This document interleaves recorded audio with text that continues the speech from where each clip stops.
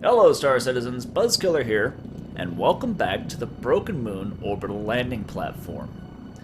Now, yesterday, during the live stream, CIG released the Alpha 2.0 to the PTU, and I was one of the lucky ones to actually get access. Now, I'm actually here in Arena Commander, which I actually thought was disabled, but apparently it is not disabled. At least not for single-player mode. So, since getting into actual PU is pretty buggy right now, and there's a lot of crashes, I want to wait until it's a little more stable to make a video for you guys on YouTube. If you want to check out my stream, though, I do have some videos of me in the PU.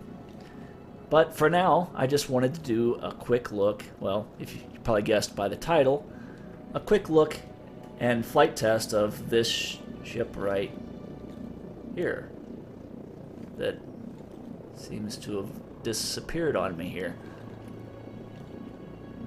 Well, let me cut and I'll bring it back. Okay, and through the magic of editing, here it is. The Aegis Retaliator in Arena Commander in free flight mode. And yes, I did manage to land it on one of these tiny little landing pads. So the Aegis Retaliator was actually one of my most popular videos, so I figured I'd bring it out and give it a little test flight in the relative safety of free flight mode. Of course, I can't take it into Vandal Swarm because I don't have anyone to man my turrets, as multiplayer is disabled. But let's check her out. Okay, the first thing you'll notice that's changed for 2.0 is the loading ramps. They used to have a gate that swiveled out. I guess that would be on a vertical axis, but it actually swung out. Whoa! Horizontally! Holy cow! Okay, there's definitely still some bugs, especially with the physics grid. And let me cut again. And once again, we are back. So, instead of landing it again, I decided to just do this from the interior of the ship. Because there are some physics bugs. If you're entering and exiting the physics grid for this ship, it causes some problems. But, anyway, you can see those landing, or the entry-exit ramps, how they stow into the floor now very nicely, instead of with that old fence halfway blocking these doors. Another thing that you can do now is you can open and close your hatches.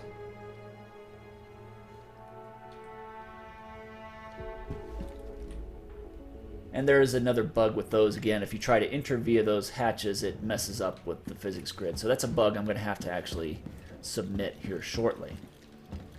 And here's your engineering station.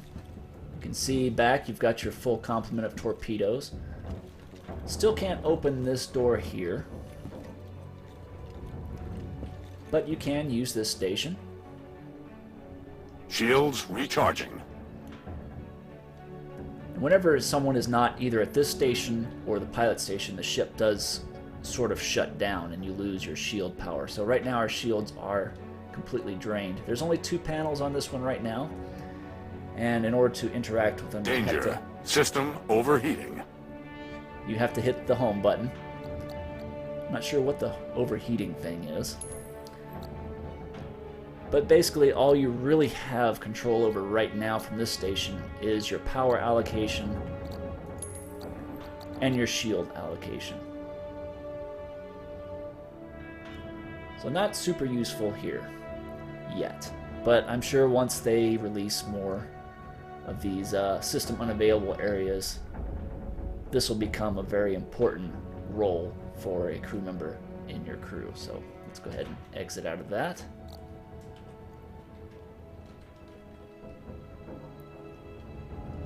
Alright. The audio for the doors isn't working, but if you listen you can hear some other ambient noises, some creaking metal. Really very cool. Oh, A little bit of something popping through the textures there. And here's one of the waste turrets, and these do work now.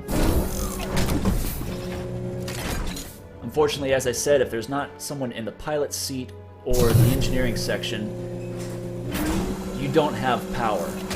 And while I can move the turret around, I cannot fire the weapons. While you're in here, you do have a couple of MFDs. I think only one of them is able to be moved around. So if I hit the home key, you can see I can switch from the shields to the targeting info through different displays. Don't think... No, you cannot... You cannot interact with these. Okay.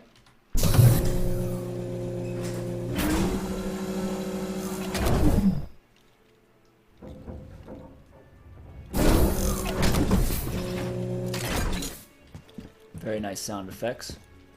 You see that little indicator? Whenever you get out of your ship, it puts that little indicator so you always know where your ship is. This slot, which we saw in the CitizenCon demo, no longer is able to be used like it was in 1.3. I'm sure that'll come later. Here's the rear turret. And let me show you the rear turrets, or the bottom turret. Rear bottom turret. Let me show you that. This is a pretty cool animation. Hope you're not squeamish.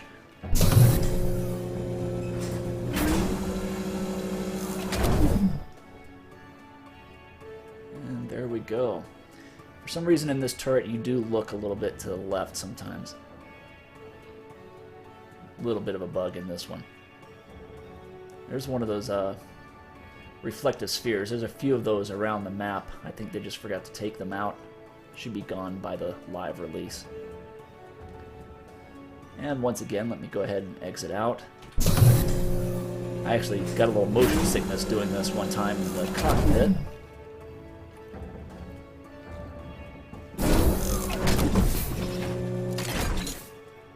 Oh, there we go.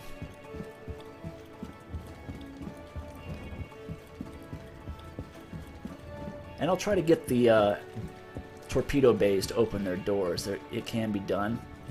That looks pretty interesting. Nothing new in the bathroom area.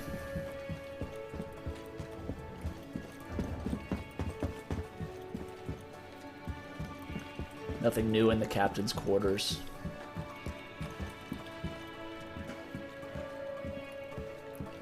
Above deck here on the second floor, you have your top turret. You have the weapon racks, which no longer slide out at the moment. But your escape pods do open. You can't get into them, but you can see into them. Let me turn my light on. That didn't help too much. That's another new feature, the light. You press O and it turns on your helmet light.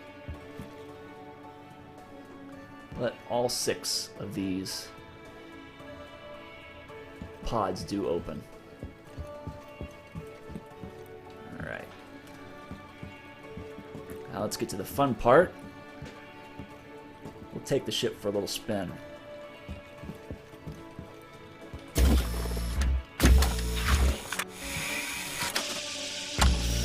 Now, not all ships got the new UI treatment. Oh. Aegis Combat Assist activated. Systems green. But this one did. This one did get the new UI. If you press the new button to look, free look is Alt. And if you look around and you press the home key, say over here, I can interact with that panel and change it to, just like in the top turret that I showed you, to different displays. And you have several of those panels. That one, you have this. These two are able to be changed. This one's able to be changed. This one, I believe, is, yes, this one's able to be changed, I think. Yep, it is. And these are able to be interacted with but not changed. There's your torpedo status and your target locks dock. Not sure what that button's for. Maybe they're going to put a few more functions in there. Basically everything you can do from that from the rear panel you can do up here as well, pretty easily with just button presses. Shields up. Okay, so let's take her out. So right now we are in space combat maneuvering mode. So this is the standard speed of the Retaliator, top speed of 180. So it's the same as the Cutlass used to be. Cutlass did receive a speed and maneuverability boost.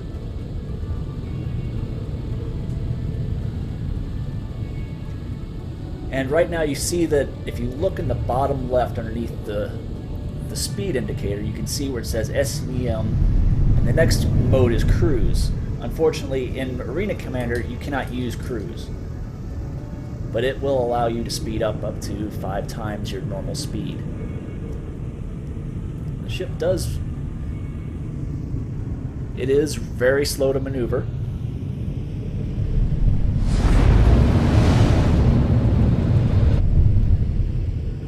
Using my afterburners there. Okay, so there is a difference between boost and afterburners. I found this out. Boost just increases your ship's maneuverability. And you do that with a single press, and default is the shift key. I of course fly with joystick and pedals, so I've got them set up different. But if you double click that key, watch my top speed. You see the boost will actually temporarily increase your top speed.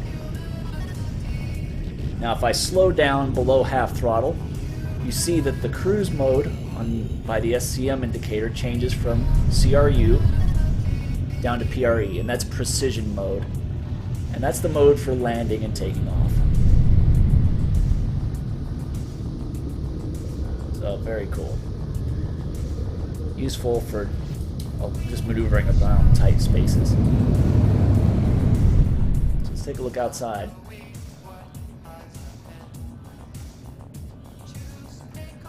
Let me see, I wonder if I can get those missiles to deploy.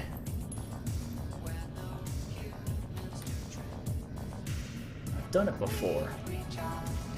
I think I may have done it by interacting with one of these panels here.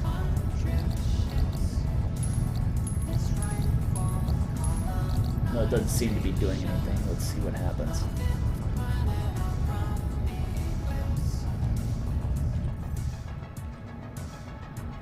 Yep, that did it.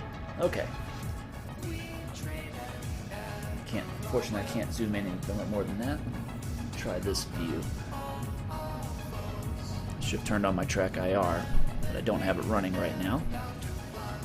But you can see that the front 2 torpedoes are deployed with the backups ready to take their place. And in the back you have one torpedo exposed with another ready to take its place.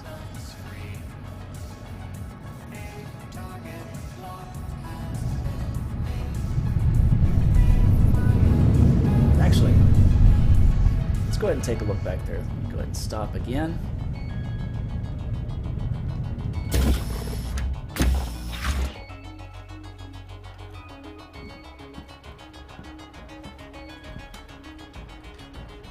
We'll go take a look.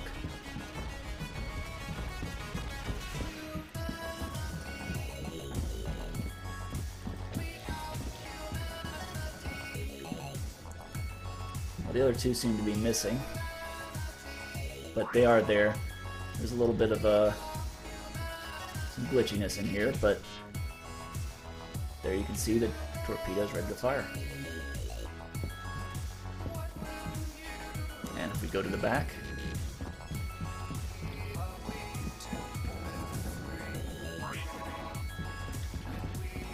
let's go a little bit further.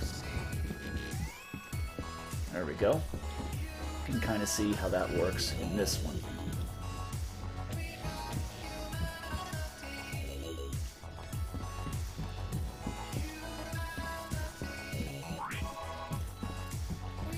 Now normally when I'm doing one of these tests I take the ship into Vandal Swarm, but of course since the only thing I can actually fire by myself are torpedoes, I'm not going to do that. But I will do a video in the near future when I can get my friends in here, and we'll fully crew this baby out and really Aegis show you combat assist. what it can do. Systems green. Alright, that about covers it. Hope you enjoyed this little sneak peek. If you did, go ahead and hit that like or subscribe button. It really motivates me to keep doing what I'm doing. I do not monetize my videos. I do not have a Patreon page.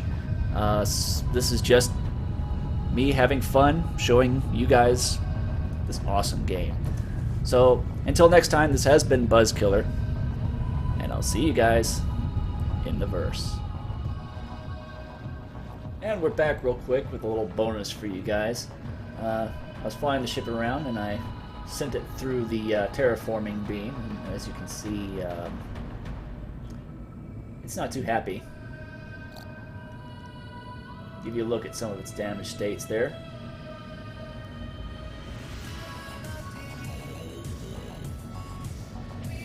And you can even see some of the interior damage effects as well.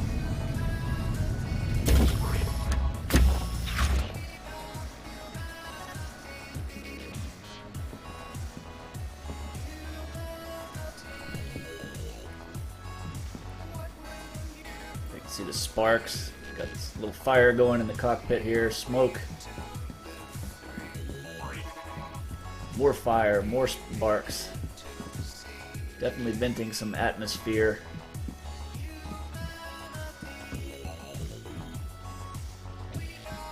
Some very cool effects. Got some more something venting there. Little warning lights everywhere.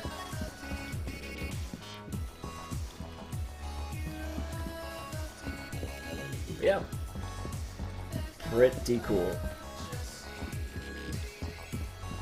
Alright guys, for real this time. BuzZz out.